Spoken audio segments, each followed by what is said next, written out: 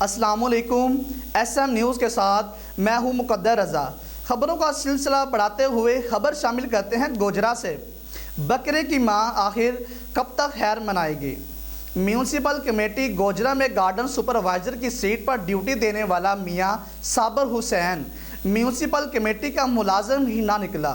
12 سال سے زائد عرصہ بیت گیا سرکار کا پیسہ کھاتے کھاتے۔ آڈٹ رپورٹ نے سارے کا سارا بھانڈا پھوڑ دیا۔ میونسپل کمیٹی میں تعیناتی کے کوئی تحریری آرڈر ہی موجود نہیں۔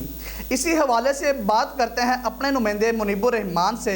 جی منیب، بتائیے گا کیا اپڈیٹ ہے آپ کے پاس؟ جی بالکل، میونسپل کمیٹی گوجرا میں گارڈن سپروائزر میاں صابر حسین مبینہ طور پر اپنی چلاکی کی بدولت 12 سال سے زیادہ عرصہ سے اپنے افسران کی آنکھوں میں دھول جھونک کر مستقل ملازم کی سہولت لیتا رہا۔